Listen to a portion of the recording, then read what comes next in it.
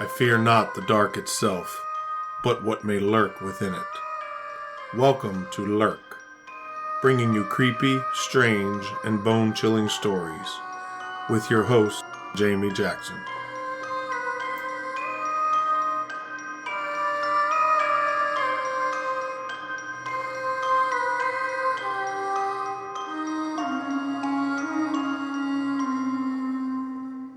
Hey lurkers, welcome to this week's episode. I thought I would bring you another missing 411 case this week because I don't think that we've done one super recently. This one takes place in Canada, in the Yukon Territory. I didn't actually plan on picking a case that ended up being so close to the area that we were just talking about, that being the Alaska Triangle.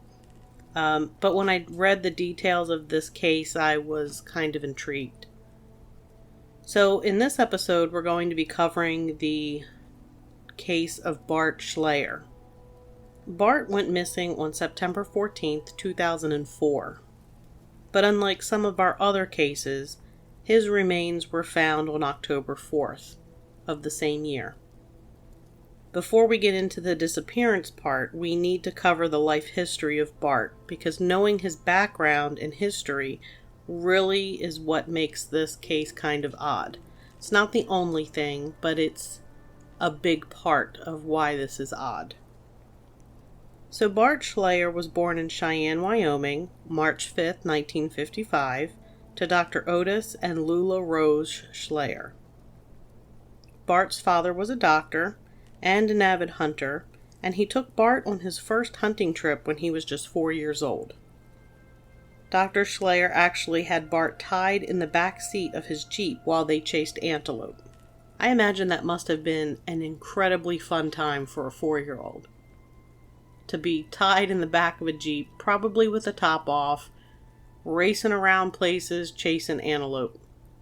Honestly, I think it would be great fun for me as an adult. Maybe not the tied into the Jeep part, but the riding around like a lunatic chasing antelope sounds like something I would like to do. At the age of just 10, Bart went on an African safari with his dad to Mozambique. Bart made other trips to Africa at the ages of 13 and 17. At the age of 18, he was introduced to bow hunting, and it was said he never hunted with a gun again. Bart's sister, Claudia Downey, described Bart as being obsessed with animals as a child. She said, "He didn't just like them. He wanted to know everything about them, study where they lived and how they lived." And Bart was something of an artist.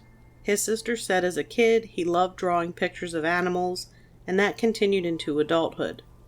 He pursued art until he transferred from art school to the Montana State University. He earned both a bachelor's and a master's degree in wildlife biology. His thesis was on grizzly bear activity in Yellowstone.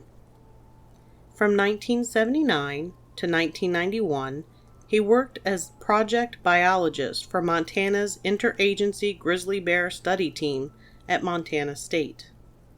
During that time, he learned live trapping skills and became a master at luring bears into culvert traps, fitting them with radio collars, and tracking them. Just so you know what I'm talking about, a culvert trap is made from a large metal tube that they typically use for culverts. They're usually placed on a trailer with the open end of the trap at the ramp. The bear goes into the tube to get the bait, and once it pulls the bait, the door closes. You've probably seen them. If you've seen any type of wildlife show about bears or trapping bears, you've seen them. One of the studies Bart was involved in was designed to figure out what bears did when disturbed by hikers. His research partner said, Bart's job was to get close enough to jump the bears out of their beds. He got chased up quite a few trees over the years. A lot of people thought what he did was insane, but he loved his job, and he worked hard at it. He also worked hard at staying in shape. I think one would need to be in shape if you're constantly in a position to get chased by a bear and shimmy up a tree. If I got chased by the bear, I would definitely need to have somebody much slower than myself, because my fat ass isn't going up the tree. After spending days out in the field, Bart would go back home where he would do hundreds of push-ups, sit-ups, and squats with logs on his shoulders. I read one piece of information that said he actually carved out the logs in order to be used for this purpose. In 1985, he was recruited by Montana Fish, Wildlife, and Parks for a grizzly study. The areas where they would be trapping were thickly forested, and they were unable to use culvert traps. Instead, they used horses and backpacks to haul leg-hold snares. 30 to 40 days in, he was backpacking 80 pounds of snares and raw meat. He became an expert at trapping. Everyone said that when the bears were drugged, he treated them like they were his children. He made sure that they were safe. In 1991, Bart moved to Wasilla, Alaska, which is just north of Anchorage, and he worked as a taxidermist. A colleague said Bart was physically like a Neanderthal. Intellectually, he was brilliant. Spiritually, he loved being out in the wildest parts of Alaska. While in Alaska, he became a gifted moose caller. Then, in 1993, he was recruited to trap Siberian tigers for the Hornacher Wildlife Institute Wildlife Conservation Society Siberian Tiger Project in the Russian Far East. For 9 years, Bart lived in Russia, trapping tigers and putting tracking collars on them. John Goodrich, the Tiger Project field coordinator, said, "I don't like using the word trapper to describe Bart, because his skills went far beyond being able to get an animal to step in a trap. Bart excelled in dealing with them once they were caught. He had an innate sense about animals and their behavior, and had tremendous compassion for them." While in Russia, Bart met a Russian woman named Tatiana, who also worked on the project. Together they had a son. 1995 brought Bart and his family back to Alaska. It's safe to say that basically every job he worked involved capturing large carnivores and then releasing them back into the wild. Because of this, Bart was the best in his field. Really, he was considered the best trapper in the world, with experience trapping and releasing bears, tigers, leopards, and lynx. Eventually, Bart began to feel penned in by the encroaching civilization of Alaska, so he moved to Whitehorse in the Yukon. Late summer, Bart called his father and his girlfriend Tatiana and his son to tell them that he was going out to the bush to hunt moose. He was in high spirits and looking forward to this trip. He hired a pilot to take him to Upper Reed Lake on September 14, 2004. He planned to stay for 2 weeks. He was well equipped for the trip, with enough food for at least 2 weeks, clothing, and camping gear such as a tent and an inflatable boat. Reed Lakes is on the southern slope of the Selwyn Mountains, about 175 miles north of Whitehorse, where Bart lived. The nearest settlement is Stewart Crossing, which is 15 miles away. The mountains are home to numerous large animals, including Dall sheep, moose, caribou, and black and grizzly bears. The Selwyns were virtually unexplored and unmapped until after World War II. At present, hikers, naturalists, trappers, outfitters, hunters, fishermen, and exploration geologists are seasonal visitors. So then on September 28th, just so you know, September 14th, Bart gets dropped off by the pilot he hired. He's going to stay for 2 weeks. So now, September 28th, the pilot returned to pick Bart up to take him home. But upon arriving at the camp, Bart was nowhere to be found. The pilot contacted the Royal Canadian Mounted Police, who came in to see what was going on. They found that Bart had only eaten one meal and had not yet started a fire, which led them to believe that whatever happened the first day. Most of Bart's food, minus the one meal that he ate, was still there at camp. Further investigation led them to discover his raft a half a mile from camp, and it was theorized that he used the boat, paddled it down the lake from camp, and might have hiked out to the highway. But some inclement weather forced them to end the search. Dib Williams, Bart's friend in Whitehorse, was not happy with the Royal Canadian Mounted Police search. So he got his friend Wayne Curry, a pilot, to fly them to the campsite. Upon arrival to the camp, Dib Williams noted that all the food was still there in their crates. They also found Bart's tent that had been knocked down, either by wind or animals. And they found all the equipment still in the tent. A search around the camp led them to find Bart's backpack, bear spray, a knife, and a VHF radio. This caused Williams and Curry to become increasingly concerned, as they did not believe that Bart had hiked out when he left such key equipment behind. On the second day of their search, Williams and Curry found Bart's bow, his arrows in a handmade buckskin quiver, and a dry bag full of gear near the inflatable boat. The hunting equipment was found about 60 yards back in the woods from where Bart's boat was found, leaned up against a tree on flat ground. Curtis, an experienced moose hunter, said the area looked like a place an archer might set up if he was trying to hunt. A camouflage face mask with blood and hair on it was also found nearby, so Williams and Curry decided to call in the Royal Canadian Mounted Police back to the area. On October 3rd, the RCMP resumed the search for Bart. RCMP, Yukon conservation officers, and civilian volunteers began a more detailed grid search. The search team found a baseball cap, camouflage pants, a camera, part of a skull, and just a few small bones. All these items were about 60 meters from where Bart's bow was found. The search team also found wolf and bear tracks in the area. The teeth in the skull allowed it to be identified as Bart's using dental records.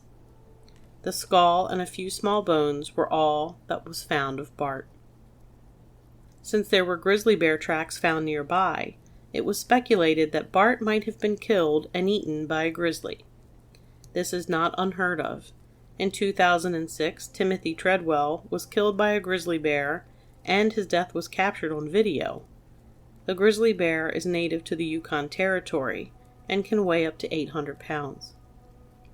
But some searchers were skeptical that it was a bear attack.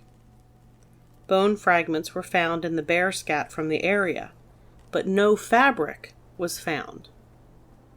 In case you're not sure or you don't know, bears don't stop to undress their kills prior to eating them. In other cases of bear attack on humans, both human remains and large amounts of clothing are found. Again, because bears don't undress their kills. I mean, how do they work the buttons without opposable thumbs? There were also no signs of a struggle. The area was covered with soft, easily disturbed moss. A bear attack is usually a prolonged and violent event, and yet there was no sign at all of any kind of attack. Back to the moss for a moment. If you've ever been hiking or you've ever been anywhere where moss has been growing, I'm sure you might have noticed how easy it is to disturb. Moss doesn't have a root system like other plants, making it easy to move and disturb. If you're a hiker, you should be familiar with the leave no trace principles, and one thing mentioned is being careful not to mess up an area. And one area that is mentioned to be especially careful of are mossy areas. So we have no clothing, no sign of a struggle. Bear also usually bury their kills in something called a cache. However, this was not the case with Bart.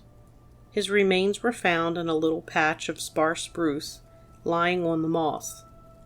Bart's pants showed very little blood and hair. If it was a bear attack, the pants would likely be shredded and soaked in blood. The pathology report found no tooth punctures in Bart's skull, nor indications of scratch marks from teeth. Bears almost always go for the head when attacking people. The evidence pointed more towards scavenging after Bart died.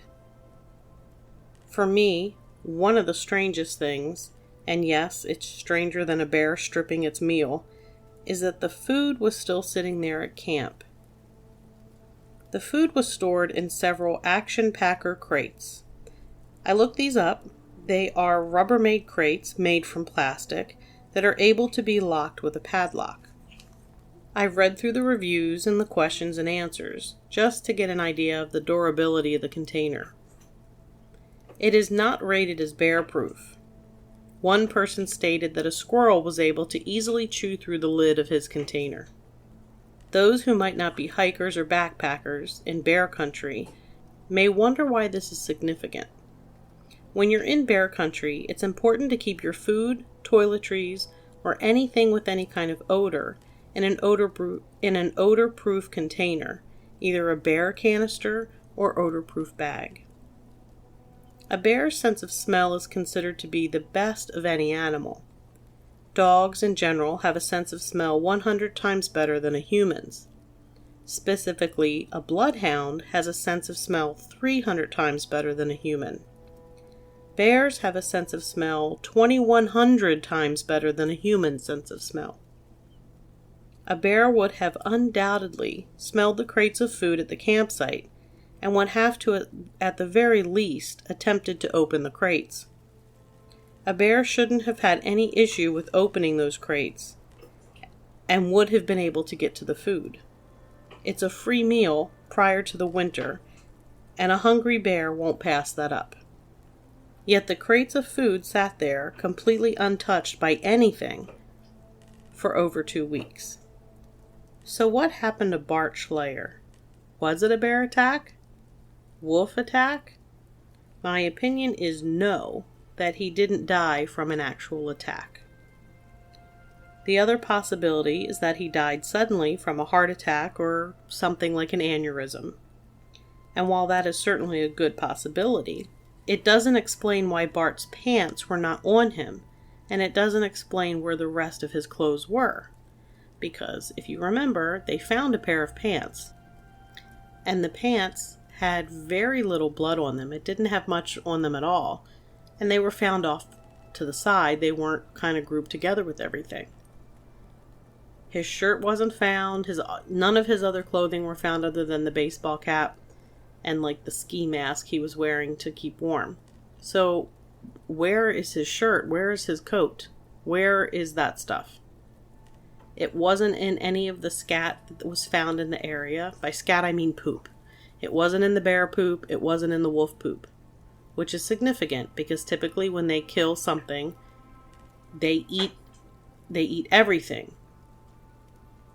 Fabric, flesh, everything all at once. But back to the possibility of some sort of sudden event like a heart attack or something. Bart was 49 years old and he was considered to be in good health. He was extremely active and he exercised all the time. Remember, he would be out in the field for days, weeks, and come back and do hundreds of push-ups and sit-ups and squats with a big giant log on his shoulders. The man made sure he was in shape because he needed to be in shape for his job. So while it's possible he had some type of health event, why did he take off his clothing? Where did his clothing go? And was he really a candidate for something like a heart attack? A spokeswoman for the Mounties and Whitehorse said the case actually remains open, but the organization is leaning towards the idea that Bart was attacked and killed by a bear. They stated there is no sign or reason to think that there was any kind of foul play. I find it hard to accept that someone with the knowledge and experience in dealing with large carnivores and being considered the best bear trapper in the world could be surprised by a bear. And I don't think a bear would just leave food sitting around for 2 weeks completely untouched at the campsite. In the end, who really knows? I believe this line from Bart's obituary says it best. Bear and wolf sign were discovered in the area, and whether or not he was killed by a bear or died of some other cause is, and always will, remain a mystery. And with that, we're going to bring this episode to a close. I am sorry that it's a little bit shorter than a normal episode, but I've had an incredibly busy week, and I really liked this particular case and wanted to share it because I don't know if you can hear it, but the turtle in the room is back there making noises because she thinks that she needs to be fed. Anyway, what I was saying was I thought this was kind of intriguing. The thing that intrigued me the most, if you are a backpacker or a hiker, you have to learn how to hang your food. And what I mean is you have to put it in an odor-proof container, like something called a bear canister, or I have these Loctite odor-proof bags. They're, they have a little picture of a bear on it with the universal symbol of no, because bears are not supposed to be able to smell through them. And you put that in a dry sack and you basically tie a piece of like rope or paracord to it and you chuck it over a branch and you string it up on a tree so that the bears can't reach it. I'm shortening that down. There's a little bit more involved with it than that. I am really not very good at bear bags. I would probably lose my food to a bear and starve to death on the trail. But anyway, you need to be very careful about that because bears are incredibly good at getting your food. And here you had 2 weeks worth of food sitting in a camp completely unattended by a person because at that point it was assumed that Bart had died. Whatever happened to him happened the first day. So for 2 weeks there's food sitting at camp. No humans around. And the bears, those are not odor-proof containers that they are in. They're just regular Rubbermaid containers. They're not rated as being bear-proof. It's actually one of the things that it says in the ad that I looked. I actually looked them up on the REI website, which is REI is an outfitter for backpacking and all kinds of outdoor type activities. Cycling, hiking, backpacking, all that stuff. So it's not rated as being bear-proof. Bears would be able to get into the container probably pretty easily. And if not getting into them, they would be able to mangle the containers and at least be knocking them around. But there was nothing like that. They were sitting there completely untouched. And for me, that was probably the strangest part of this story. I mean, Bart is experienced, but he's not perfect. He's human. So, I don't think it's likely that he was attacked or surprised by a bear. But I think there is a probability there. But I find it hard to believe that with that much bear scat and wolf scat and, prints and everything, you have too many hungry animals roaming around and there's a smorgasbord of 2 weeks worth of food sitting there waiting to be eaten that nobody's even bothering to touch. Why the heck didn't they even try? I think that's the thing that really makes me wonder. That and what the heck happened to his clothes? Bears don't undress their kills. Neither do wolves. And also to point out, wolf attacks on humans are so incredibly rare. It's not even really in the realm of possibility that he was attacked by wolves. So you've got this food sitting untouched. You have missing clothing. What the heck happened?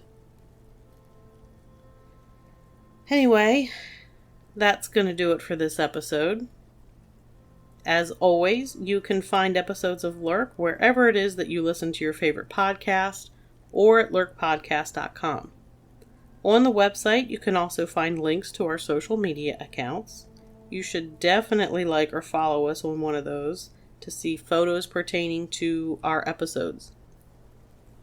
Also, as I have mentioned before, if you're interested in purchasing the Missing 411 books by David Paulides, do not look them up on Amazon. David Paulides sells these books himself on his website, and I will make sure that I include the website information in the show notes for this episode, and I will also try to remember to post it on social media, just so anybody who is interested can find them where they're listed for like $25 instead of like $250 or whatever. Also, a reminder, don't forget that September 24th is the Whitehall, New York Sasquatch Festival. We are planning on being there with some merchandise. We will have t-shirts, hopefully some hoodies, some other various things. Stop by and say hey at the very least if you're in the area. Also, you can find merch at lurkpodcastmerch.com. The website was down for a bit. It is back up and running and operational for anybody who may have tried to look at stuff there.